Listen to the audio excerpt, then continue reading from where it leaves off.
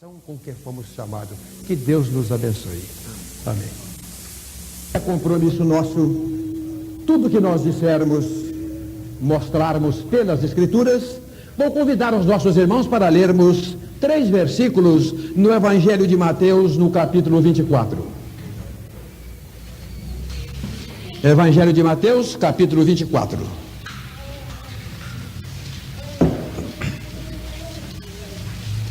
E quando Jesus ia saindo do templo, aproximaram-se dele os seus discípulos para lhe mostrarem a estrutura do templo. Jesus, porém, lhes disse: não vede tudo isto? Em verdade vos digo que não ficará aqui pedra sobre pedra que não seja derribada. E estando assentado no Monte das Oliveiras, chegaram-se a ele os seus discípulos em particular, dizendo: dize-nos, quando serão estas coisas? E que sinal haverá da tua vinda e do fim do mundo? Que o Senhor abençoe a leitura da sua palavra. Para que nós pudéssemos chegar ao ponto em que necessitamos, dentro em breve, para as considerações que realmente teremos que fazer, nós temos que dar uma recapitulação rapidíssima a respeito de coisas do passado, desde a chamada de Abraão até quando o nosso Senhor Jesus Cristo foi rejeitado. Nós vemos nesse quadro então a chamada de Abraão, quando o Senhor o chamou de Ur dos Caldeus e disse para ele uma verdade importantíssima: sai-te da tua terra, da tua parentela e da casa do teu pai para uma terra que eu te mostrarei. E eu farei de ti uma grande nação, e abençoarei o teu nome. Em ti serão benditas todas as famílias da terra, falando do nascimento de Cristo, da descendência de Abraão.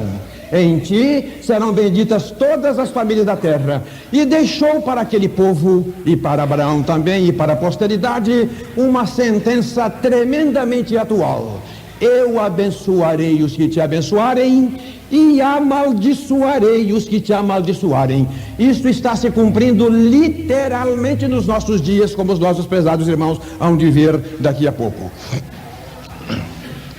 O Senhor então chamou Abraão de Ur dos Caldeus, vamos ser rapidíssimos. Depois nasceu Isaac, nasceu Jacó. Olha como estamos. Os patriarcas foram para o Egito, passaram ali 430 anos, saíram naquela noite da Páscoa, atravessaram o Mar Vermelho, o que intentando os egípcios pereceram. Estamos voando na história. No Sinai receberam as tábuas da lei e por incredulidade giraram no Sinai por 40 anos, depois entrando para a terra prometida. Porém, ao chegar ali, cometeram a sua grande, aliás, uma das suas maiores blasfêmias ou pecados contra o nosso Deus. Invejando o rei dos cananeus, que eram montados em cavalos fogosos, arriatas de prata e de ouro enfeitados assim, o povo de Israel rejeitou a direção de Deus e pediu um rei a Samuel. Então rejeitaram o nosso Deus, pedindo um rei, o que desagradou o nosso Senhor, porque está registrado no livro de Oséias, no capítulo 13, versículo 11, a seguinte expressão: dei-te um rei na minha ira, e tu tirei no meu furor. O reino, a monarquia em Israel foi uma tremenda desobediência para com o seu Deus, o Deus de Israel, que é o nosso Deus. Então não podiam realmente dar certa as suas atitudes, e daí então Saul foi um rei que nós conhecemos a sua história, fracassado, terminou de um modo vergonhoso. Depois veio Davi, um homem segundo o coração de Deus, mas contudo cometeu ainda coisas terríveis que a história registra para o nosso ensino. Depois dele veio Salomão, o homem mais sábio do mundo, mas também o homem que maior imoralidade cometeu, segundo nós lemos na história. Ele casou-se com 700 mulheres e tinha 300 concubinas. Ele tomou esse maldito jugo desigual que até hoje está arrasando a igreja de Cristo. Até hoje casou-se com mulheres estranhas, e por causa do jugo desigual de Salomão foi que o reinado foi partido em 2 partes nos dias do seu filho. 10 tribos seguiram Jeroboão I, 2 tribos ficaram fiéis à promessa do nascimento de Cristo, da descendência de Abraão. Aquelas 10 tribos não demoraram muito tempo, foram levados para o cativeiro da Assíria, de onde nunca mais voltaram, a não ser agora, quando cumpriram-se as escrituras de que o Senhor os tiraria de todos os lugares para onde foram arrojados e o levaria à sua terra. Cumprindo essa escritura, voltaram para a sua terra. Mas olha de quantos milênios estiveram seus ancestrais nascendo, crescendo e morrendo. Também a tribo de Davi e a de Benjamim não foram totalmente fiéis ao Senhor e corromperam-se de uma maneira tremenda, como registra essa escritura, o livro do profeta Amós, de maneira que aconteceu uma coisa, como está relatado em 2 Crônicas, no capítulo 36. O Senhor madrugou, mandou o profeta, fez tudo para que o povo arrependesse. Então a escritura é esta: até que não houve mais remédio. O nosso Deus fez tudo pelo seu povo. E não tendo alcançado esta obediência necessária, o povo então foi levado para o cativeiro de Babilônia, onde teria que passar, como de fato passaram 70 anos. Porém, antes de irem para o cativeiro da Babilônia, já o Senhor, sabendo que eles iam cometer aquelas coisas, deixou-lhes palavras e profecias maravilhosas, como foi, por exemplo, a do livro do profeta Isaías, onde diz que uma virgem conceberá e dará à luz a um filho, e será o seu nome Emanuel, que quer dizer Deus conosco. A promessa do nascimento de Cristo realmente reafirmada nos dias do profeta Isaías. Voltando para a terra, vamos ser rápidos, chegou o tempo do nascimento do nosso Senhor Jesus Cristo, e nós sabemos que imediatamente as perseguições foram levantadas contra ele. Então, logo ele começou o seu ministério, os próprios judeus começaram exatamente a perseguir e queriam matá-lo. Por incrível que pareça, na cidade de Nazaré, onde o Senhor Jesus Cristo foi criado, lendo uma escritura no sábado, como era o costume, então, quando ele falou que não havia fé em Israel, levantaram-se contra ele e quiseram lançá-lo do despenhadeiro em que a cidade de Nazaré era construída. Mas o Senhor Jesus Cristo saiu do meio deles milagrosamente, porque ele não veio para morrer de uma morte tão honrosa, lançado numa pirambeira. Não, senhores, ele teria que morrer pela mais vergonhosa de todas as obras, de todas as mortes. Falando ainda no ministério, outros dias quiseram apedrejá-lo, mas o apedrejamento era uma morte muito honrosa para o Senhor. Ele teria que morrer, e para isto ele caminhou conscientemente e voluntariamente. Ele teria que morrer na cruz do Calvário, para que ele alcançasse ali aquele pleno lugar de maldição, quando sobre ele caíram os pecados de nós todos, e o nosso Deus feriu com a sua ira divina em Cristo a maldição dos nossos pecados. E por isso nós podemos cantar hoje alegremente: foi na cruz onde um dia eu vi o meu pecado castigado em Jesus. Foi ali pela fé que os meus olhos abri, e desde agora me alegro em sua luz. Foi na cruz. O Senhor fugiu de toda a morte, menos a da cruz. Para a cruz ele caminhou voluntariamente, porque era o único lugar em que o Cordeiro de Deus teria que ser imolado. Era aquele o lugar onde o sacrifício teria que ser queimado fora das portas de Jerusalém. No ministério do Senhor Jesus Cristo, quando ele percebeu estas coisas, aliás, ele já lendo as escrituras sabia que todas elas aconteceriam, ele disse das coisas que o Senhor Deus haveria de realizar. O Senhor Jesus disse certo dia a parábola do trigo e do joio. E quando os discípulos perguntaram em casa a interpretação, terminando a interpretação daquela parábola, o Senhor Jesus Cristo disse uma coisa que impressionou muito aos seus discípulos: a ceifa é o fim do mundo, mas o mundo vai ter fim? Vai ter fim. A ceifa é o fim do mundo. E impressionou imensamente os seus discípulos. Em outra ocasião, quando ele estava falando a respeito da sua morte, que se cumpriria em Jerusalém, então os discípulos ficaram muito entristecidos. E daí o Senhor, querendo tirar-lhes aquela tristeza, disse para eles o que se encontra em João capítulo 14, de 1 a 3, dizendo: não se turbe o vosso coração.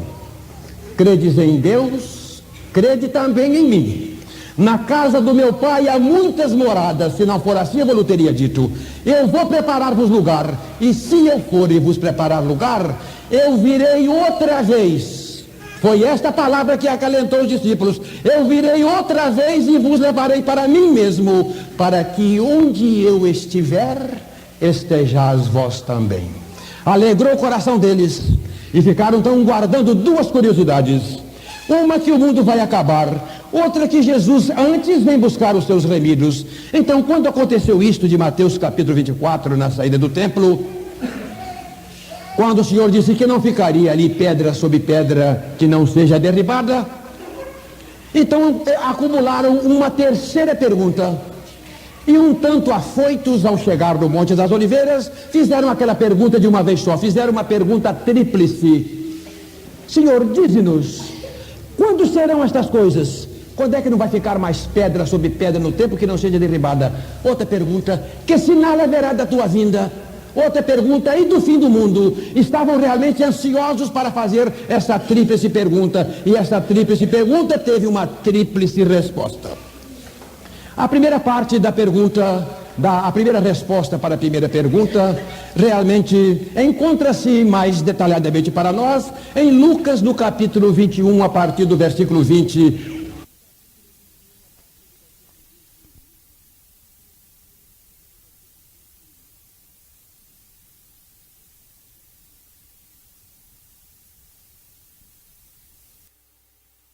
A primeira parte da pergunta, a primeira resposta para a primeira pergunta, realmente encontra-se mais detalhadamente para nós em Lucas, no capítulo 21, a partir do versículo 20.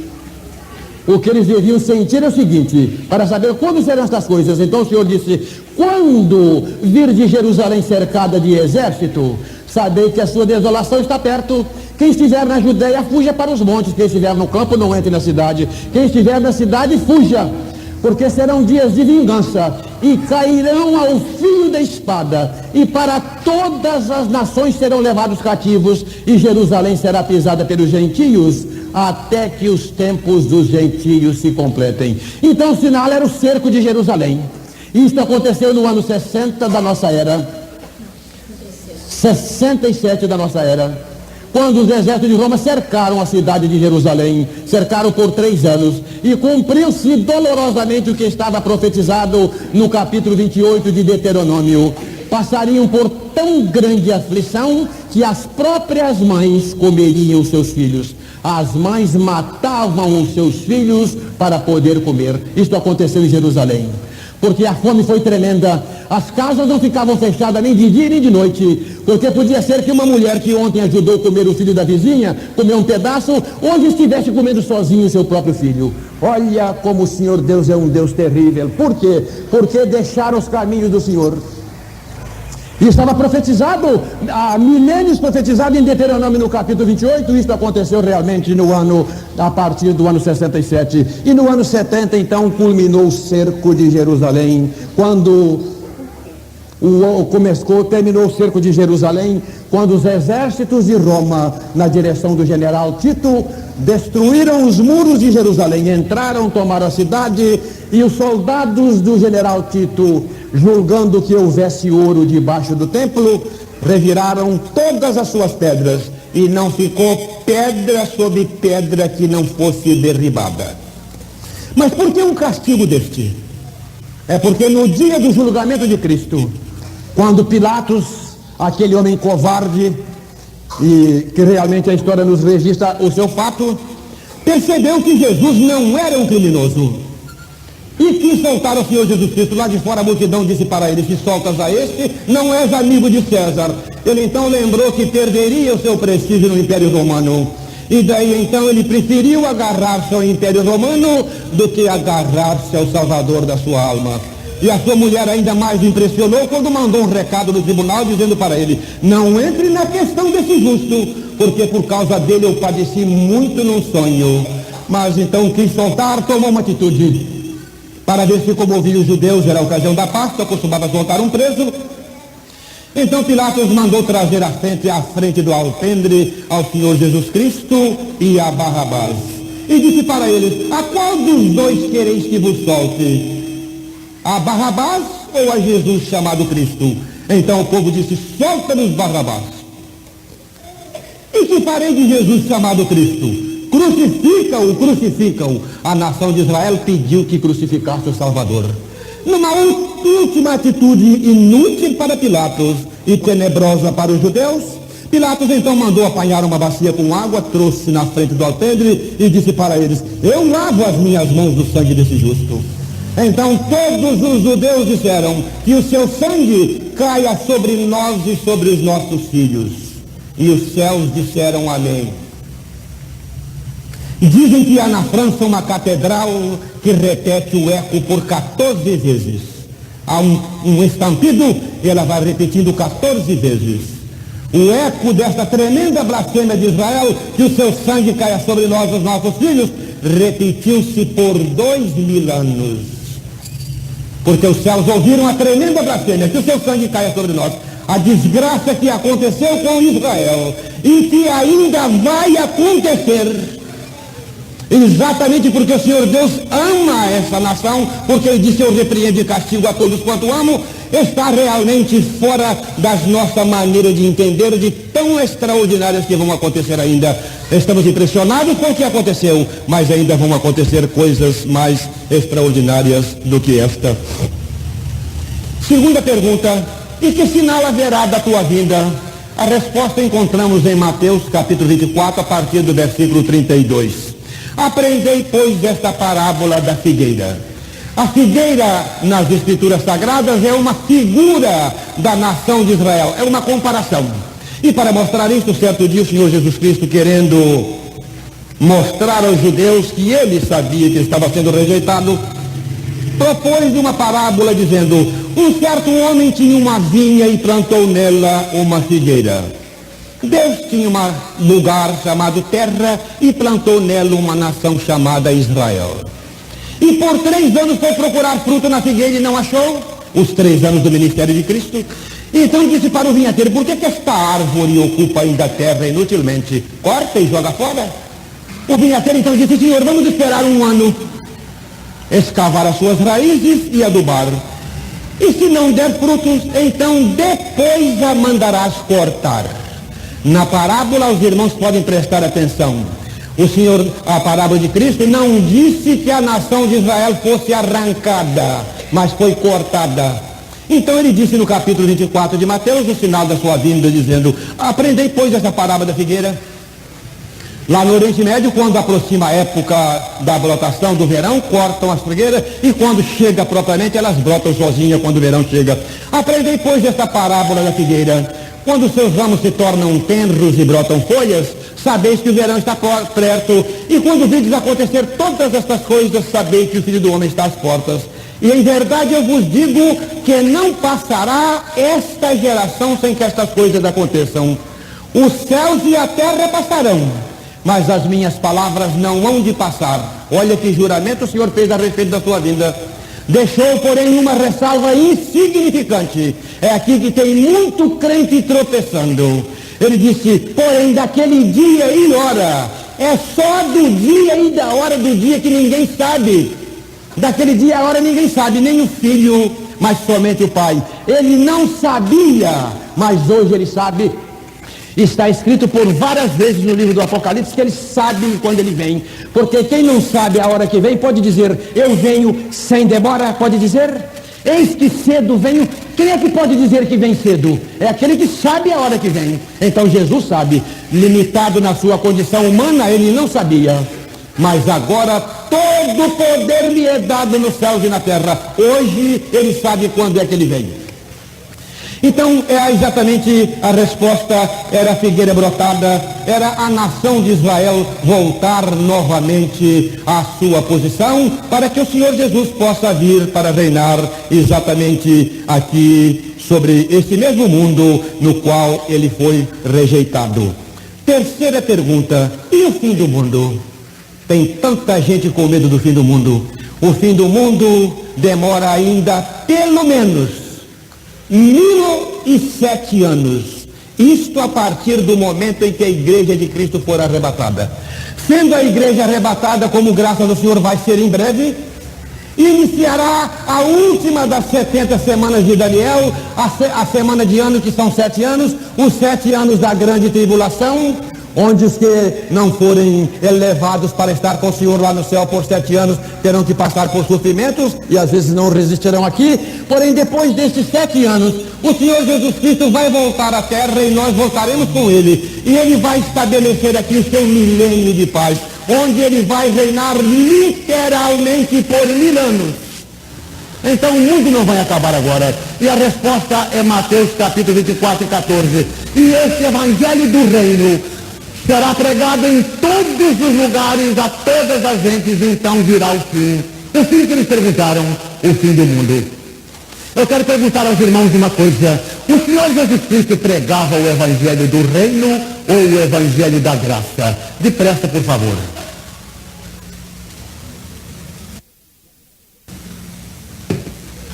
Pode responder qualquer um? Não, senhora, pregava o evangelho do reino. Mateus capítulo 4, versículo 23, Mateus 9, versículo 35. Percorria Jesus todas as aldeias da Galileia, ensinando, curando e pregando o evangelho do reino. Era um evangelho para receber Cristo como rei, para Ele estabelecer o seu reinado aqui no mundo. Aqui Ele já está com o seu reinado estabelecido. O evangelho que vai ser pregado aqui é o evangelho do reino. O evangelho da graça teve seu começo no dia de Pentecostes, ensinado exatamente em maneiras mais detalhadas pelo apóstolo Paulo. Mas é dentro desta nossa dispensação, a dispensação da graça e a dispensação da igreja. Com o arrebatamento da igreja, cessará a pregação do evangelho da graça e entrará a pregação do evangelho do reino. Que, primeira coisa, não vai mais qualificar ninguém para fazer parte da noiva. Só aí já é um prejuízo enorme. Vai qualificar, sim, aqueles que forem fiéis para uma grande coisa, mas para serem testemunhas do casamento, o que é bem menos glorioso do que fazer parte da noiva. Então a terceira resposta é exatamente esta: que forem fiéis para uma grande coisa, mas para serem testemunhas do casamento, o que é bem menos glorioso do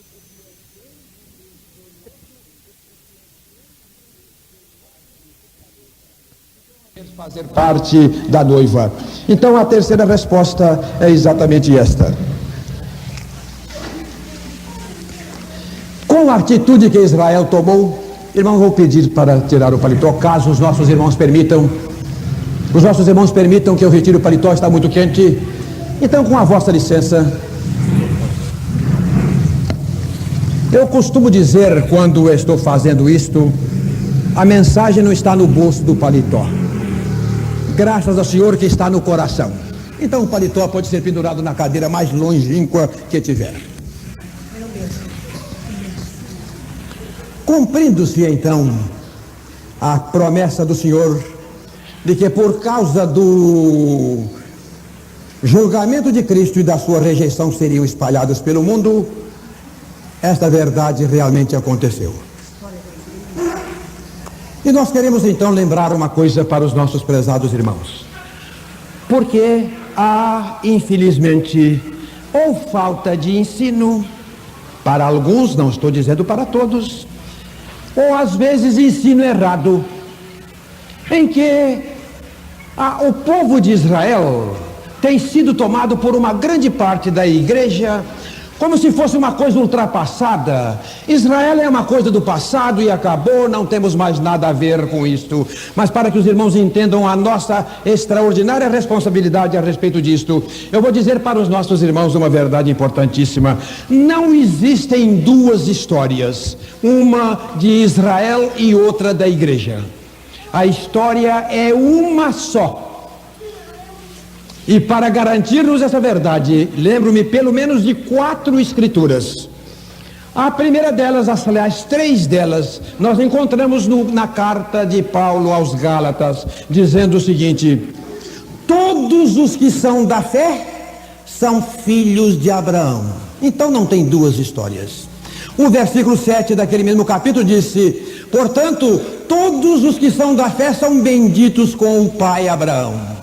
E no versículo 29 faz uma pergunta para os irmãos responderem aqui agora: se sois de Cristo, os nossos irmãos são de Cristo ou não são? Claro que são. Se sois de Cristo, então sois descendência de Abraão e herdeiros conforme a promessa. Não existem duas histórias.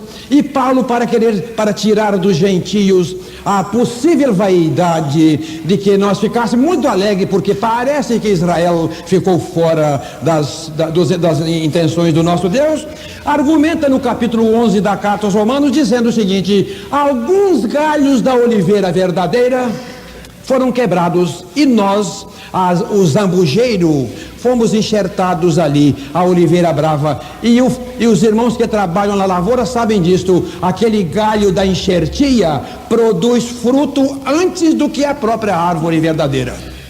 A igreja está dando para o nosso Deus frutos que Israel ainda não deu, como nação. Agora, uma coisa quero lembrar para os irmãos, uma verdade que também escapou a muita gente: a igreja de Cristo começou só com judeus.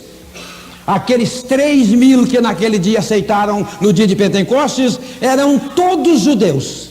Os 5.000 que aceitaram no dia da pregação de Pedro, quando curou aquele aleijado, era somente judeus. A igreja começou só com judeus. Mas nós caímos num erro que o inimigo induziu-nos. Paulo escreveu na carta aos Romanos de que nós devíamos ter maior interesse primeiramente pelo judeu e depois pelo grego. Mas a igreja inverteu, a igreja esqueceu Israel, e esquecendo Israel, caímos nesta frieza tremenda dos últimos tempos. Por quê? Porque a igreja esqueceu de cumprir uma coisa que o Senhor Deus determinou exatamente para a nossa bênção no Salmo 122, versículo 6. Orai pela paz de Jerusalém, prosperarão aqueles que te amam.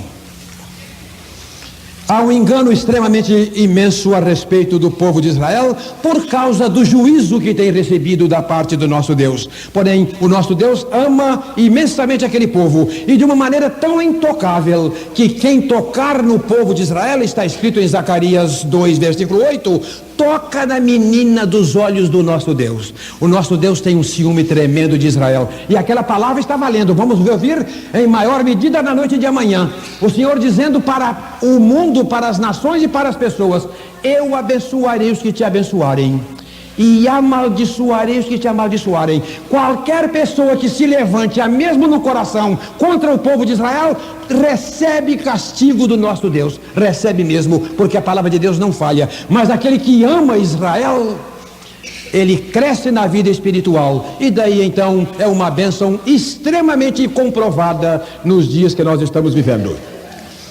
Vamos lembrar então, disperso pelo mundo, o povo de Israel levou o Velho Testamento, não o Novo. Levou o Velho Testamento como sua razão de fé e prática. E tinham eles, dentro do Velho Testamento, uma profecia maravilhosa a respeito da sua volta para a terra, que é a visão do Vale de Ossos, Ezequiel 37.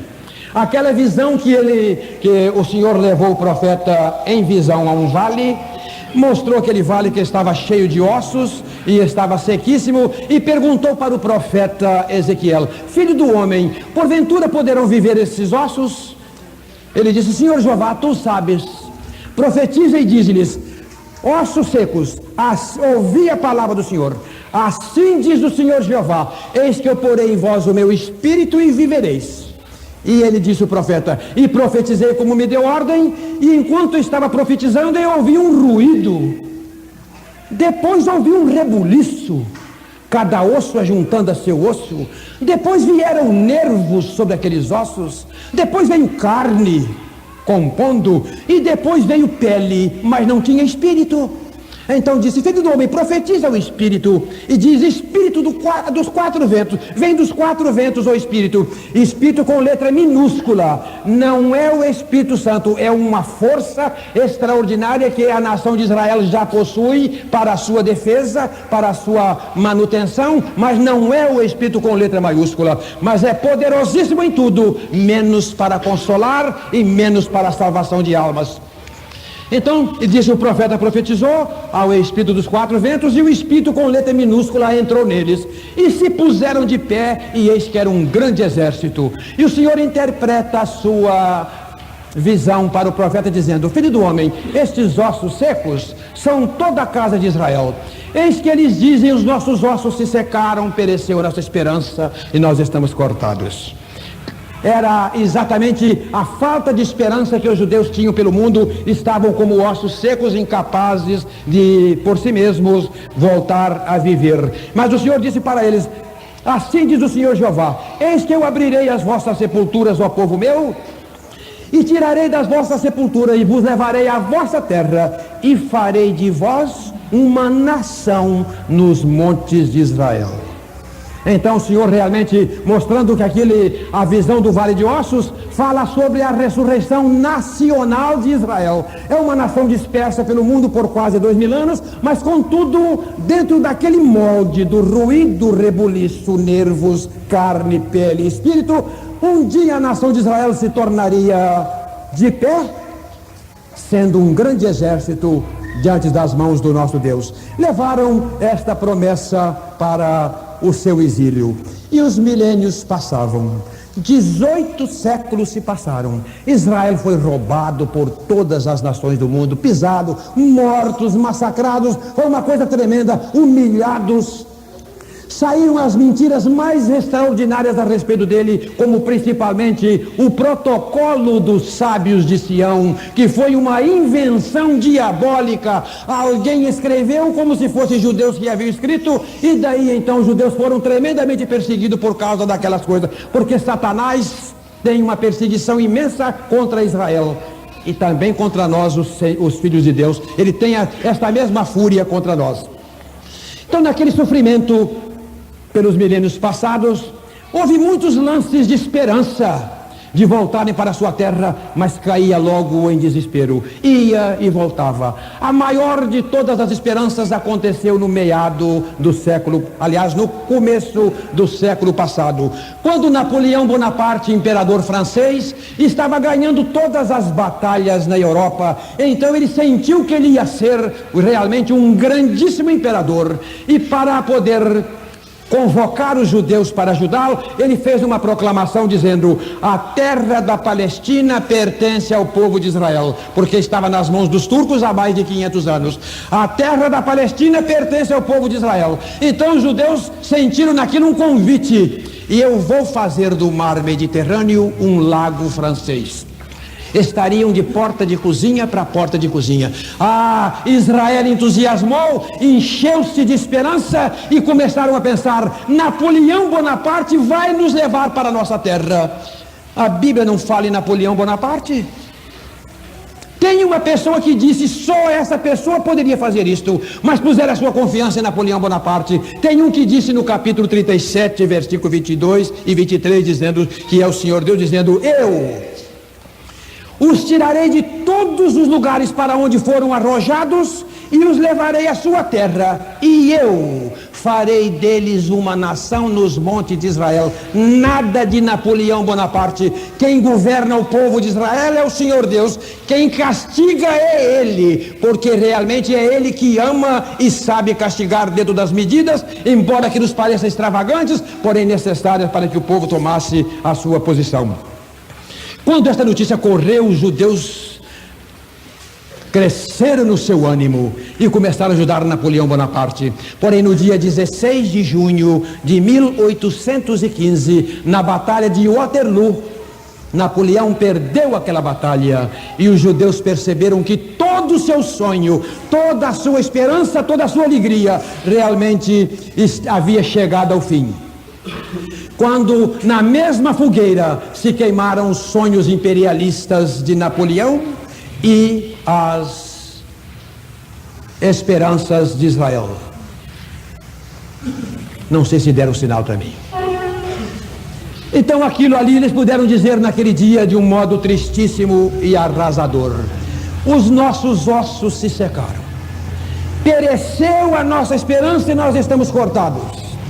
Porém, quando a criatura humana perde a esperança, em todas aquelas coisas que realmente estão diante de si, é só aí que o Senhor Deus realmente começa a operar. É quando a pessoa não tem mais esperança. Alguém disse uma expressão muito importante: o Evangelho é uma saída desesperada. Só aceita o Evangelho quando se perde toda a esperança nas milhares de mentiras de salvação que Satanás propõe para o povo. Agora, quando perde realmente a esperança, então entra Cristo, como os nossos irmãos batistas escreveram alguns anos atrás, em todas as pedras das encruzilhadas dos caminhos. Cristo, a única esperança. Então ele entra e salva o desesperado. Alguém que tem a esperança de salvação em si mesmo, nas suas obras, na sua religião, em alguma coisa, não alcança nunca esta salvação. Mas quando a pessoa chega diante do Senhor e diz: Senhor, tem misericórdia de mim, pecador, esse o Senhor consola e salva. O Evangelho é uma saída desesperada. Para Israel também foi isto. Porém o Senhor quis fazer a sua obra. Quando Israel perdeu a sua esperança, aconteceu uma coisa que um escritor disse, registrada no seu livro. Em 1840, houve uma coisa como que fosse um ruído, houve uma notícia, Israel querendo voltar para a sua terra. Um movimento que levantou-se, embora não fosse muito grande, mas foi como um ruído. Ele disse: eu não sei explicar o que aconteceu. Aliás, desculpem, quem não é crente não sabe explicar coisa nenhuma. Nasce, cresce, estuda, ganha dinheiro, enriquece, governa, amontoa, morre e não sabe de nada. Quem não é crente não sabe, não entende o plano de Deus. Quem anda nas trevas não sabe para onde vai. Quem me segue não andará em trevas, mas terá a luz da vida. Então realmente aquele homem não sabia o que aconteceu. Dizia: eu não sei o que aconteceu, mas eu sei. Aconteceu simplesmente o começo da visão do Vale de Ossos de Ezequiel 37, que é também o começo da figueira brotando. Aquele movimento não foi grande, tanto assim que em 1845 só encontravam 12 mil judeus na Palestina. Aquela Palestina que manava leite e mel foi para a mais extrema miséria, não tinha nada ali. Por uma direção de Deus, ninguém progrediu na Palestina. A Palestina é a terra de Deus, foi passado aqui a terra de Deus. A Palestina é a terra de Deus, e aquele Deus manda naquela terra. Ninguém progrediu na Palestina, só foi erosão, só acabou e só acabou. Tão logo Israel entrou na Palestina, alguém já disse, como um agrônomo brasileiro que foi ali uns 15 anos atrás, dizendo: aquilo ali agora está como o jardim do Éden, cumprindo o que está escrito em Ezequiel no capítulo 36. Voltou a produzir. Por quê? Porque quem manda naquela terra é o dono dela, é o próprio Senhor Deus, exatamente. E quando o seu povo voltasse, aconteceria isto. Em 1872, um outro comentarista disse: eu não sei o que aconteceu. Aquela mesma coisa, ninguém sabe nada. Mas aconteceu um rebuliço, uma coisa extraordinária, um movimento maior, e os judeus quiseram voltar para a terra da Palestina, e os judeus religiosos que fazem do Velho Testamento, e olha uma coisa, e são abençoadas. Nós vamos explicar depois por quê. Não com a bênção celeste, mas com a bênção terrena. Então eles ficaram impressionados com aquele movimento, com aquele rebuliço, os ossos ajuntando a seu osso, querendo voltar para a terra da Palestina. E eles disseram uns para os outros: como é que vamos fazer agora? Então os religiosos, impressionados, fizeram uma pergunta entre si: será que o nosso Deus não deixou nesse seu livro sagrado algum lugar que marque que quando Israel voltasse para a terra, o Senhor os haveria de sustentar? Procuraram e acharam, porque está escrito no capítulo 2 do livro do profeta Oséias, no versículo 14 e 15, o Senhor dizendo que levaria a nação de Israel ao deserto. Mas deserto, lugar que só tem areia. Eu a levarei ao deserto e lhe falarei ao coração, lhe darei as suas vinhas dali e o vale de Acor por porta de esperança. O vale de Acor é aquele lugar que os judeus entraram da terra de Canaã em frente a Jericó, entraram na terra. Então os judeus foram ali para ver o vale de Acor, pura areia. Mas e agora? Mas o Deus de Israel prometeu que abriria a porta da esperança no vale de Acor. Então fizeram o seguinte: Peregrinava em Jerusalém naquele ano um judeu húngaro que conhecia de agricultura. Ele disse: eu conheço de agricultura. Arranjem-me bois e arados. Bois? Aqui na Palestina? Aqui na Palestina não tem boi. Acabou tudo, não tem nada. Alguma coisa que é descendente de boi é como um cabrito, não aguenta nenhuma canga no pescoço, porque não tem capim para comer, não tem boi. Na Palestina não tinha bois, em 1872 não tinha. Arranje-me arados. Nenhum arado sequer na Palestina há 112 anos atrás, não tinha nada. Era miséria. A terra que manava leite e mel estava na miséria. Sabe por quê, meus irmãos? É porque os discípulos perguntaram ao Senhor Jesus Cristo: que sinal haverá da tua vinda? Se o milagre não fosse desse tamanho, tinha muita gente descuidada, porque sinal é milagre, e o milagre tinha que ser imenso. E eu gosto de dizer que o nosso Deus gosta de fazer milagres com todas as letras maiúsculas. Não tinha nada. Importaram bois de Damasco e arados da Europa. E num dia escaldante, com o arado na mão de alguém e os bois e umas poucas sementes, e os religiosos com a Bíblia aberta no livro do profeta Oséias apresentaram ao Senhor Deus. Está escrito, Senhor, está aqui, que daria a porta da esperança no vale de Acor, a areia pura. Metem um arado, reviraram aquela areia, os bois muito cansados por causa do calor da Palestina, plantaram ali as poucas sementes que tinham de trigo, cevada e centeio. E o Senhor Deus diz uma coisa: quem ler Oséias 2, quando virar a página, vai ver nos versículos 22, o Senhor Deus dizendo: eu atenderei aos céus, e os céus atenderão à terra, e a terra atenderá ao trigo, ao moço, ao azeite, ao óleo. Então o Senhor Deus mandaria chuva, e naquela tarde, para a alegria deles e para a alegria minha e para a alegria nossa, aquele sol escaldante, quando chegou a tarde, os céus da Palestina escureceram, relâmpagos e trovões cruzaram o céu da Palestina, e o Deus de Israel, que é o nosso Deus, molhou a sua terra aquele dia. Ele prometeu que fizesse feito por fé. Ele choveu, mandou chuva, e as sementes brotaram, cresceram, outras chuvas vieram e as sementes brotaram, cresceram, outras chuvas vieram e colheram ali uma grande fartura. E fizeram uma coisa: fizeram um galpão maior do que esse aqui talvez, e tomaram cuidado de escrever na frente: a porta da esperança. Correu pelo mundo a notícia de que o Deus de Israel, um Deus que ama o seu povo, abriu-lhes a porta da esperança no vale de Acor, como estava prometido no livro do profeta Oséias. E daí então começaram os judeus a voltar naquele rebuliço. Mas o rebuliço cresceu muito, agora tinha alimento. Precisava então de alguma coisa para os ajuntar, porque estavam sem uma liderança, não tinha liderança. Surgiu então um líder chamado Theodor Herzl, um extraordinário judeu, que convocou 250 judeus mais ilustres do mundo numa reunião no dia 29 de agosto de 1897 em Basileia, na Suíça, e ali realizaram o primeiro congresso sionista. Sionismo quer dizer voltar para Sião. Infelizmente a nossa pátria votou. Sionismo quer dizer voltar para Sião. Infelizmente a nossa pátria votou no dia 11 de novembro de 1975, dizendo que o sionismo é racismo. É por isso que temos um petróleozinho aí por volta de 700 cruzeiros. É simplesmente por isto. Os olhos do Senhor estão sobre todas as atitudes indignas contra ele. O sionismo não é racismo, é divino. Foi o Senhor Deus que disse: eu os tirarei de todas as terras e levarei a sua terra e farei deles uma nação dos montes de Israel. Sionismo é divino. A nossa pátria provocou o nosso Deus e tem que pagar pelo preço que estamos pagando. Provocação.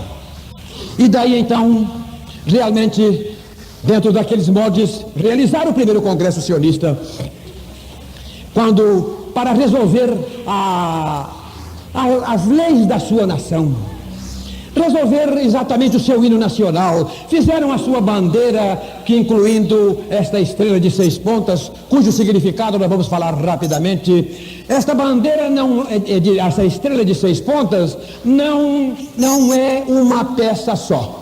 Ela é composta de 2 triângulos. O número 3 quer dizer manifestação divina. Tem um triângulo apontando uma ponta para baixo, uma para um lado e outra para o outro. O outro triângulo apontando para cima, uma ponta para o passado e outra para o futuro. Esta ponta de baixo é a promessa de Deus para Abraão, de que faria dele uma grande nação. Israel vai ser a nação mais rica do mundo. É o que está escrito na palavra do Senhor. E o nosso Deus não falha. A ponta de cima é a promessa do nascimento de Cristo, da descendência de Abraão, como realmente nasceu em Belém da Judéia, da tribo de Judá, do povo de Israel. É a promessa do nascimento de Cristo, do povo de Israel. As 2 pontas que apontam para a esquerda, apontam para o passado, para mostrar todos os livramentos que o Senhor deu a Israel no passado, representados pela saída de Babilônia, pela volta do cativeiro de Babilônia e também pela saída do povo de Israel da terra do Egito. As 2 pontas que apontam para o futuro mostram também promessas gloriosas para Israel. Uma mostra de que vai haver um rei que vai reinar com justiça. Aquele rei que foi rejeitado vai reinar, pois está escrito em Isaías, no capítulo 32, versículo 1 e 2, dizendo: eis que reinará um rei com justiça, e será aquele varão um abrigo contra o vento, um refúgio contra a tempestade, como um ribeiro de água em terra seca, e como a sombra de uma grande rocha em terra sedenta. É a promessa do reinado de Cristo. A outra é a promessa para os judeus que se arrependerem no dia tremendo daquela batalha do Armagedon, quando eles entrarão no maior sofrimento que a história já viu, como diz Daniel, coisa que nunca houve desde que houve nação até aquele dia, quando estiverem esmagados debaixo da poderosa força naquela ocasião, vão alguns deles levantar os seus olhos e pedir o espírito de súplica e de graça, e vão receber. E daí então, eles recebendo o espírito de súplica e de graça, reconhecem Jesus como Messias, a quem tem rejeitado e continua rejeitando, e vão prantear como quem pranteia por um primogênito. Essa é a promessa que se encontra no capítulo 12, versículo 10 do livro do profeta Zacarias. Então esta estrela tem este significado: garantia nas coisas do passado, bênçãos para uma grande nação, extraordinárias bênçãos ainda que vão receber, e mantendo sempre em pé, como até hoje, a promessa de qualquer judeu que quiser salvar-se, tem que aceitar Jesus como seu Salvador, porque o nosso Deus não salva nenhum judeu por ser ele judeu. Não, senhor. Eles têm que crer, têm que aceitar ou têm que arrepender-se, como realmente nós temos feito, para que possam aceitar Jesus como Salvador. E aquele congresso sionista que deu aquelas leis importantes, quando terminou com as deliberações extraordinárias, foi como vindo nervo sobre os ossos, firmou tudo. Agora a visão do Vale de Ossos não era um ruído, não era osso juntando, mas agora vieram nervos, firmou, tinha alguma coisa possante em que pudesse decidir. E naquele dia então, Theodor Herzl, do lado de fora daquele congresso, disse o seguinte: eu hoje criei o Estado de Israel. Se eu disser isto hoje, o mundo vai rir. Claro, disse ele, daqui a 5 anos talvez, mas daqui a 50, uma realidade. Eu quero perguntar aos jovens que têm capacidade muito mais rápida, se bem que as máquinas de calcular eliminaram muito este exercício de aritmética, mas ele disse isso em 1897. Disse ele que 50 anos depois Israel passaria uma nação. 50 anos depois de 1897, que ano que foi? 1947. Cumpriu-se literalmente a profecia de Theodor Herzl. Hoje o mundo vai rir. Daqui a 5 anos talvez, mas daqui a 50 uma realidade. Na noite de 29 de novembro de 1947, a figueira brotou, a visão do Vale de Ossos cumpriu-se aos olhos deste mundo de uma maneira maravilhosa. Que sinal haverá da tua vinda? Perguntaram os discípulos. Aprendei essa parábola da figueira, aprendei essa parábola da visão do Vale de Ossos. Quando virdes acontecer todas estas coisas, sabei que o Filho do Homem está às portas. Em verdade eu vos digo. Ele falou isso sob um juramento. Em verdade eu vos digo que não passará esta geração sem que estas coisas aconteçam. E falou sobre um juramento: os céus e a terra passarão, mas as minhas palavras não hão de passar. Porém, daquele dia e hora Ninguém sabe. Isso nós não temos capacidade exatamente para sabermos. Daí então foi esse congresso sionista, trouxe nervo sobre a visão do Vale de Ossos de Ezequiel 37. Em 1903, no dia 4 de julho, morria Theodor Herzl.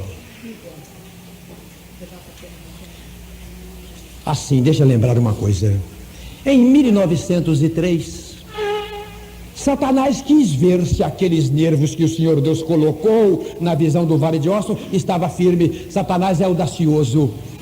Então promoveram o 6º Congresso Sionista, em que Theodor Herzl, a despeito de ser um homem tão importante, ele caiu nos laços do engano do diabo. A Inglaterra, num interesse totalmente dela, propôs aos judeus fazer uma pátria para eles em Uganda, às margens do Lago Vitória, dizendo: vão para lá, vão fazer uma pátria para vocês lá em Uganda, acabe esta mortandade na Rússia, porque na Rússia tinha nascido o comunismo, esmagando os judeus. O comunismo nasceu para arrasar Israel. Então, a finalidade dele é esta. Daqui então, os ingleses então disseram: faça uma pátria para vocês lá em Uganda, às margens do Lago Vitória, é território nosso. Vamos fazer uma pátria, vai acabar essa mortandade. Theodor Herzl então aceitou aquela insinuação diabólica. A Bíblia não fala em Uganda. O Senhor Deus disse: eu os tirarei de todos os lugares para onde foram arrojados e os levarei à sua terra. A Bíblia só fala na terra de Israel, na terra de Israel, e é só ali que realmente o Senhor faria a sua obra. Theodor Herzl caiu naquele laço e no 6º Congresso Sionista foi discutir isto. Ali parecia coisa que os nervos estavam partindo, quando uma mocinha sem educação, bendita, levantou-se, foi à frente do palanque, pegou o mapa de Uganda e rasgou. E do salão, uma grande parte disse: ou a terra de Abraão ou nada. E chamaram Theodor Herzl de traidor. Mas na hora da votação para ir para Uganda, parece que a covardia de muitos judeus venceu e Israel ia para Uganda. Quando Theodor Herzl saiu desengraçado do lado de fora, que entrou na outra sala e que viu aquela imensidade de judeus chorando, tristes por causa de ver aquele movimento se partindo, e reclamaram com ele: tu és um traidor. Ele reconsiderou o seu ato, voltou atrás da sua atitude, levantou a sua mão direita e disse, lembrando o Salmo 137, seque-se a minha mão direita se eu me esquecer de ti, Jerusalém. E rasgaram a ata de Uganda e acabou-se. É a terra de Abraão ou nada. Irmãos, um pinguinho de tempo, nós vamos fazer uma palavra. Os irmãos sabem a respeito disto. Em 1976, foi sequestrado um avião na Europa e levou para Uganda 86 judeus, 14 de outra nacionalidade ou 15 e mais a tripulação. Então levaram para Uganda porque estava cheio de judeus. E Idi Amin, aquela fera inimigo de Israel, a que eu chamo de hipopótamo do Lago Vitória, ele estava querendo arrasar o povo de Israel, mas querendo mesmo, e caíram nas mãos dele. Agora caiu, naquela distância enorme, ele vai arrasar Israel, agora não tem jeito. E começaram as negociações para soltar o povo de Israel, mas ninguém tinha jeito. Ele queria que soltassem 42 terroristas terríveis que estavam presos em Israel, porque senão ele mataria os 86 judeus. E as negociações estavam sendo feitas. Eu lembro-me que numa sexta-feira cheguei no meu quarto, ajoelhei e disse para o meu senhor: ó, meu senhor, se dependesse de mim, eu te digo a verdade, eu não sei o que faria. Soltar 42 terroristas, envergonhar aquela nação que tu com a tua mão poderosa colocaste na terra, para mostrar que é o teu povo, eu não faria isto. Deixar morrer 86 dos teus filhos, eu também não deixaria. Eu não sei o que fazer, mas tu sabes. No domingo de manhã, de madrugada, aconteceu uma coisa importante por causa dessa expressão plano divino através dos séculos. 3 grandes aviões de surpresa para o mundo desceram inesperadamente no campo de Entebbe. Os radares não pegaram, radar pega tudo quanto é avião, não pegaram. Eles desceram no campo de Entebbe, sabiam onde é que estavam os judeus, e quando chegaram ali, exatamente rapidamente desceram os seus jipes, desceram todos, entraram na sala os soldados de supetão e disseram em hebraico: deitai-vos todos, Porque todo judeu conhece o hebraico. Olha que beleza. Então todo judeu deitou, menos um moço. A metralhadora, então, aqueles 7 terroristas, não sabendo o que ouviam, ficaram todos 7 em pé. A metralhadora dos judeus matou todos 7 imediatamente. Pegaram, levaram aquelas pessoas para dentro do avião em Entebbe. No campo correram e aconteceu uma coisa, para mostrar que aquela era uma operação de Deus. O homem que comandou aquela extraordinária operação, ele orgulhou-se do que tinha sido feito. O avião está fechando para sair, acabou tudo pronto, vamos embora, a operação está ganha. Ele então, a porta do avião estava fechando, ele demorou um pouquinho, quis olhar lá fora o que foi que ele fez, mas não foi ele que fez, foi o Deus de Israel que fez. Uma bala de metralhadora veio, pegou no seu coração e morreu. Foi só acabar de fechar a porta e ele chegou morto em Israel.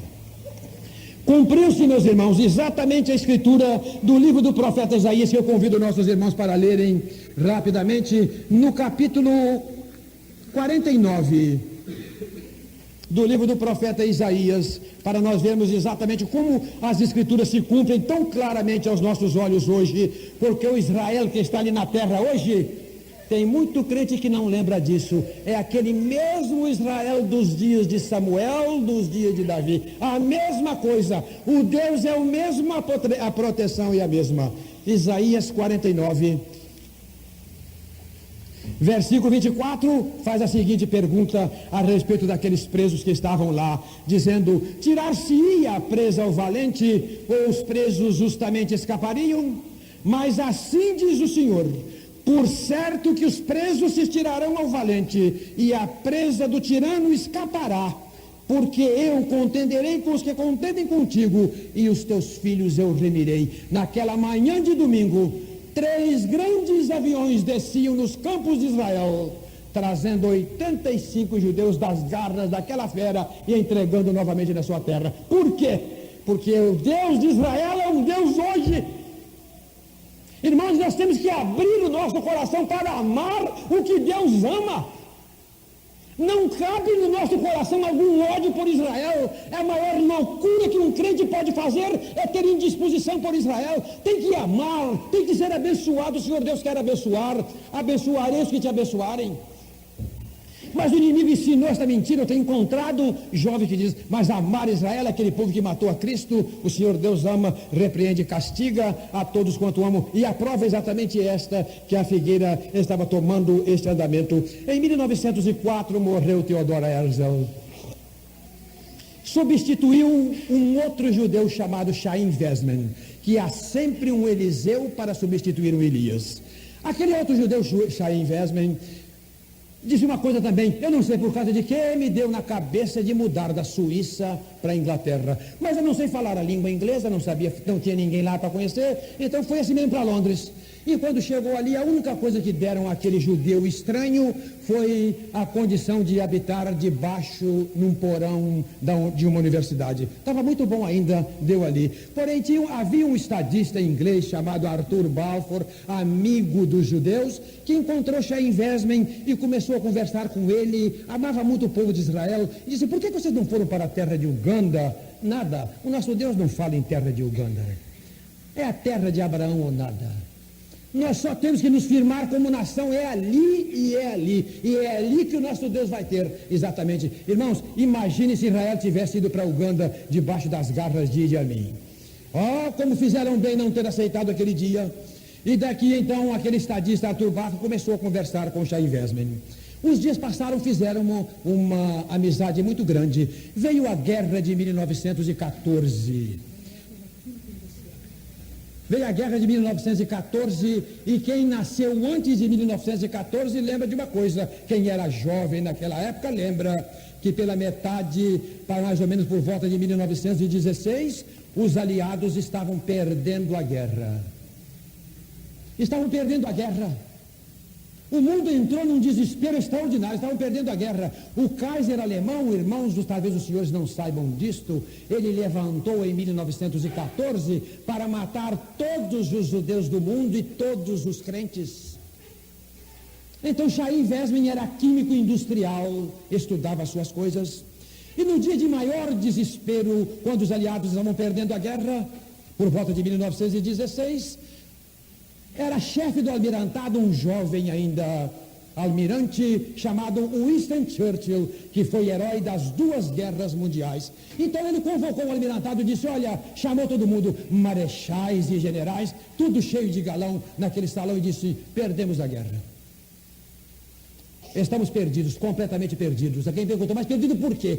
Porque os alemães descobriram um explosivo chamado acetona, e os canhões deles estão lançando as suas granadas não mais a 6 quilômetros, mas a 9 quilômetros, e a nossa pólvora só lança a 6. Nós estamos perdidos. Eles, antes de nós chegar perto, eles já estão nos arrasando. Nós estamos perdidos porque os alemães descobriram a fórmula da acetona. Então alguém perguntou: será que não tem alguém que pode fazer alguma coisa? Arthur Balfour levantou e disse: eu conheço um judeu. Mas judeu? Que palavra asquerosa! Eu conheço um judeu. Mas como dizem os entendidos que um náufrago pega até num pedaço de papel que está em cima d'água na esperança de salvar, eu conheço um judeu que é capaz de fazer alguma coisa. Chamem este judeu. Então chamaram, chegou aquele judeu, Chaim Weizmann, perguntou o que era. Ele disse: perdemos a guerra, a primeira guerra. Perdemos a guerra. Por que perderam? Porque não temos acetona. Quem sabe o senhor que é químico industrial poderia trabalhar para fazer? Ele talvez, num sorriso no seu lábio, ele disse: eu já faço alguns centímetros cúbicos de acetona. Se me derem com quem, eu farei com todas as 30.000 toneladas que a Marinha precisa. Irmãos, e aconteceu uma coisa, por acaso, entre aspas, porque para crente não existem acasos. Por causa do plano divino através dos séculos, houve naquele ano uma superprodução de milho na América do Norte. A América do Norte tinha que queimar milho, como o Brasil já queimou café e a Argentina já queimou carneiros. Aí chegou a vez da América do Norte queimar milho. Mas foi o Deus de Israel que fez produzir tanto milho. Chaim Weizmann descobriu a fórmula de tirar a acetona do milho. Então todas aquelas milhões de toneladas foram voltadas e entregues àquele judeu, e ele então descobriu a acetona. E certo dia, municiando os nossos canhões e igualando com os canhões dos alemães, a guerra virou e nós ganhamos a Primeira Guerra Mundial, porque um judeu ganhou esta guerra para nós. Foi ele que ganhou. Infelizmente o mundo é mal agradecido.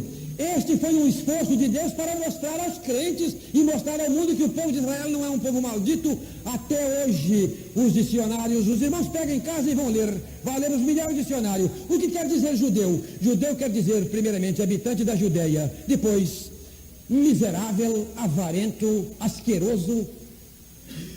Este é o significado do sentido figurado de judeu.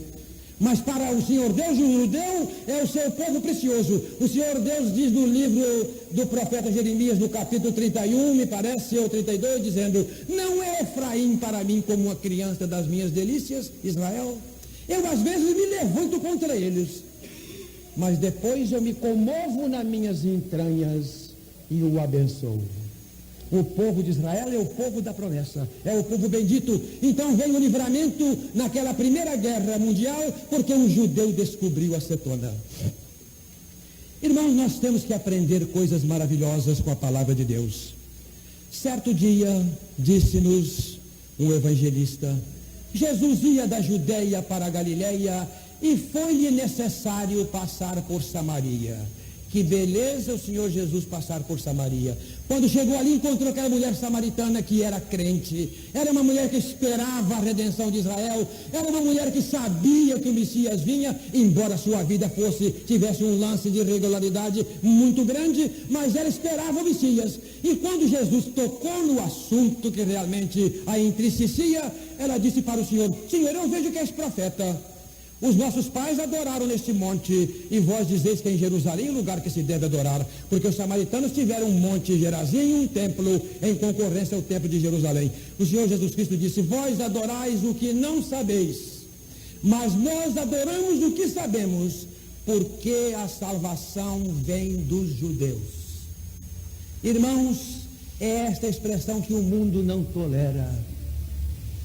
Eu gosto de bater no peito diante de uma assistência como esta nesta noite e dizer para os nossos ouvintes: o meu Salvador é um judeu. É isso que o mundo não aguenta. É Jesus de Nazaré, ele é o nosso Salvador, é um judeu. A nação de Israel não resistiu quando Estevão viu aquele judeu à mão direita de Deus, em pé, esperando uma maneira de poder socorrê-los. Então apedrejaram Estevão. O mundo, sabe por que o mundo é inimigo dos crentes? Sabe por que o mundo é inimigo dos judeus? É porque o mundo é inimigo de Deus. E Deus apoia o povo de Israel, dá a sua mão e livra. Castiga quando merece e abençoa quando também realmente alcança de Deus esta bênção. O nosso Salvador é um judeu e é por isso que realmente o mundo não tolera. Por que as nações estão levantadas contra Israel? O mundo inteiro quer arrasar Israel. Por que quer arrasar? Mas tem um que não deixa. É só um que não deixa. É o Deus dos exércitos de Israel. É só um. Todo mundo gostaria de ver Israel arrasado. Estão de fúria em cima, mas não adianta. O que nós vamos ouvir nas noites subsequentes. Então, com aquela oportunidade da guerra chegando àquele ponto que chegou, quando os aliados viram que ganhavam a guerra mesmo, e estavam ganhando, os ingleses atravessaram os mares, entraram pelo Egito e foram subindo pela península do Sinai para cercar a cidade de Jerusalém. Então, quando chegou no mês de novembro, os aliados tinham a certeza que ganhavam a guerra. E sabiam que foi um judeu que deu-lhes a vitória. Então Arthur Balfour: não, vocês têm que dar uma pátria a Israel. Provocou de uma maneira extraordinária e fizeram um documento chamado Declaração Balfour, que é conhecido na história de hoje. Declaração Balfour. E aquela declaração garantia a Israel uma pátria na terra da Palestina, porque foi um judeu que ganhou a Primeira Guerra Mundial. Nós estaríamos todos perdidos. Mas um judeu, porque é um povo abençoado, realmente foi isso. E naquele dia, então, dentro da visão do Vale de Ossos, foi como que se viesse carne. Tinha havido ruído, rebuliço, os nervos ajuntando aqueles ossos, firmando, e agora veio carne nessa resolução do dia 2 de novembro de 1917. Aqui tem alguém que talvez nasceu antes de 1917. Pois naquele tempo o plano divino estava aí, a mensagem da vinda do Senhor estava realmente sendo trazida aos nossos olhos. Os aliados cercaram a cidade de Jerusalém e era comandante daquela parte do exército um crente chamado Allenby, general inglês Allenby. Aquele homem orava pela paz de Jerusalém, ele sabia a história, ele sabia que a figueira realmente estava brotando, e daí então ele fez uma coisa. Quando ele cercou a cidade de Jerusalém, os turcos disseram para ele: nós não entregaremos a cidade enquanto houver um soldado vivo. Ele disse: eu posso arrasar Jerusalém. Os canhões com as acetonas de açaí, eu posso arrasar num dia, mas arrasar Jerusalém agora? Está escrito que a figueira está brotando. O rei vai reinar em Jerusalém mesmo. Jesus vai reinar aqui naquela cidade. Olha que alegria para um crente se vir do lado de fora da cidade que Jesus vai reinar. Em frente daquela cidade ele olhou e disse: eu posso arrasar, mas eu não arraso Jerusalém. Está escrito na palavra de Deus que Jerusalém é uma pedra pesada para todos os povos. Eu não arraso Jerusalém. Telegrafou para o seu superior de exército no Cairo dizendo: o que é que eu faço com Jerusalém? Eu posso destruí-la, mas a esta hora eu não me animo a destruir Jerusalém. Então o chefe do exército lá disse para ele: eu também não me comprometo com Jerusalém. Telegrafa para o chefe do almirantado na Inglaterra. O que ele disser, então você faz. Então ele telegrafa o chefe do almirantado na Inglaterra e está esperando a resposta para ver o que fazia. Os turcos não entregavam. Então quando chegou a resposta do chefe do almirantado dizendo para o general Allenby: eu também não quero comprometer-me com Jerusalém. Consulte a Jorge V, o rei da Inglaterra, o comandante supremo das forças aliadas. O que ele disser, você faz. Telegrafou para Jorge V. E no dia 12 de dezembro de 1917, ele estava a cavalo em frente às portas de Jerusalém, quando chegou um mensageiro às pressas trazendo: Senhor general, resposta de Jorge V, rei da Inglaterra. Ele pegou, rasgou o telegrama, e Jorge V dizendo: eu também não quero me comprometer-me com Jerusalém. Consulta o teu mestre. Olha como colocou um crente no lugar.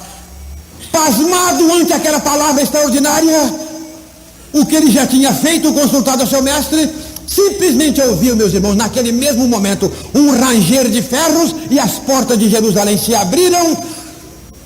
Turcos com bandeira branca entregaram Jerusalém sem dar um tiro sequer.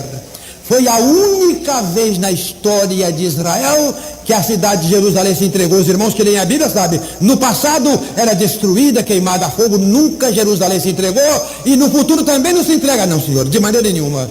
A única vez foi guardada, sabe para quê? É para mostrar a nós que estamos vivendo hoje, nesse maravilhoso mês de abril de 1984, que Jesus volta na nossa geração. É o sinal maravilhoso que aconteceu. Aquela cidade que nunca se entregou, entregou pela primeira vez, porque realmente a figueira estava brotando, e daí então, certos desta vitória maravilhosa que o Senhor estava dando para os aliados, por causa dos judeus terem ganho, terminou a Primeira Guerra Mundial. Ah, sim, a irmã está lembrando. Quando ele leu aquele documento, consulta o teu mestre. Olha, um general não tira o capacete em circunstância alguma, a não serem em especialíssimas, que eu até nem sei quais são elas. Ele desceu do seu animal, tirou o seu capacete e entrou por aquela porta, que ele sabia que um dia Jesus vai entrar. Irmão, como é agradável um crente que espera a vinda do Senhor. Como é maravilhoso um crente saber que está pisando as portas da cidade de Jerusalém, cidade em que Jesus vai reinar, e nós vamos reinar com ele. Que esperança bendita, que plano maravilhoso do nosso Deus cumprindo aos nossos olhos. E daí então, na certeza de que a guerra seria ganha, como o fato foi ganho em 1918, deram a declaração Balfour ao povo de Israel, foi como que vindo carne naquela visão. E a pergunta é esta que o Senhor faz: que sinal haverá da tua vinda? Aprendei esta parábola da figueira. Quando vides acontecer todas estas coisas, sabei que o Filho do Homem está às portas. E em verdade eu vos digo que não passará esta geração sem que estas coisas aconteçam. Os céus e a terra passarão, mas as minhas palavras não hão de passar. Porém, daquele dia e hora é que ninguém sabe. Estamos certos e absolutamente convictos. E na noite de amanhã, na dependência do Senhor, nós vamos mostrar aos nossos irmãos outras coisas maravilhosas do esforço de Deus para conosco, para insistir conosco, para nos mostrar que o Senhor Jesus Cristo realmente está às portas, ou melhor, já era para ter vir buscar a sua igreja, mas por misericórdia, por alguém que ainda não a sua igreja, mas por misericórdia por alguém que ainda não tem aceitado Jesus como Salvador, está adiando aquele dia um pouquinho para que algumas almas ainda se salvem. E a ordem dele para nós, os crentes, é esta. Irmãos, amanhã nós vamos continuar a nossa história, porque eu repito, eu não estou contando histórias em quadrinhos, eu estou contando a nossa história. Porque não existem duas histórias, uma de Israel e outra da igreja, é a nossa história. E na parte da manhã, talvez alguém queira fazer uma coisa: olha, esta é uma verdade importante. Realmente o Deus de Israel já colocou Israel na terra, sabemos desta coisa toda que está acontecendo, sabemos disto, mas vamos ouvir o resto da história amanhã, e amanhã então eu entrego a minha alma a Cristo. Eu te digo uma coisa, se alguém pensou isto, não pensa isto.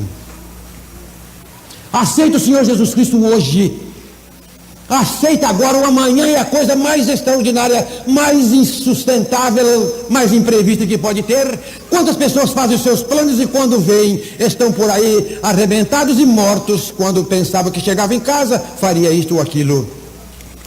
Eu quero deixar uma lembrança da experiência que o grande pregador Moody teve. Numa ocasião, falando numa pregação que é como esta nossa, dividida em algumas partes, que vamos levar amanhã à frente e depois de amanhã também, ele disse para alguém: aceita Jesus Cristo hoje como seu Salvador? Alguém que quiser, aceita Jesus, manifeste-se. Ninguém manifestou. Então ele disse, olha, deixa então para depois da manhã, quando a conferência for continuar. O nosso caso é amanhã. Deixa então para depois da manhã. Vocês voltem aqui, vão ouvir o resto do que eu vou contar e vocês vão aceitar Jesus como Salvador. Então, no depois da manhã, ele voltou ao salão. Quando ele chegou ali, perguntou aos crentes que estavam ali, por que tão pouca gente hoje? Não tem tanta como tinha de ontem. Alguém disse, sabe por quê, senhor Moody? Porque daquelas muitas pessoas que o senhor disse para deixar, para aceitar Jesus depois da manhã, que era hoje, o incêndio de Chicago ontem devorou 400 daquelas pessoas, e muitas delas foram para o inferno, porque o Senhor deixou-lhes a oportunidade de aceitar o Evangelho amanhã. Nesta noite, meus prezados amigos, o nosso Deus é testemunha desse momento. Nós, os crentes que aqui estamos, não nos damos um minuto sequer, a não ser esse momento de confessar exatamente a sua aceitação de Jesus como Salvador. Porque amanhã pode ser muito tarde. Hoje Cristo te quer libertar, e a voz do Espírito Santo de Deus é esta: se hoje ouvirdes a voz do Espírito Santo de Deus, não endureçais o vosso coração. Aceita o Senhor Jesus Cristo agora. Alegra nesta beleza da sua palavra. Passa a amar o povo de Israel e desejar a bênção daquele povo que é a nossa própria bênção, porque a nossa história está ligada. E daqui então tu vais dormir uma noite de paz. E se acontecer alguma coisa com o teu corpo, não vai realmente ressentir disto. Quantas pessoas talvez lá em Socó, lá em Cubatão, tinha seu plano, ouviu a palavra no domingo e disse, domingo eu vou lá na igreja para aceitar o Evangelho. E quando chegou na sexta-feira, houve aquele incêndio, matou aquela imensidade de pessoas.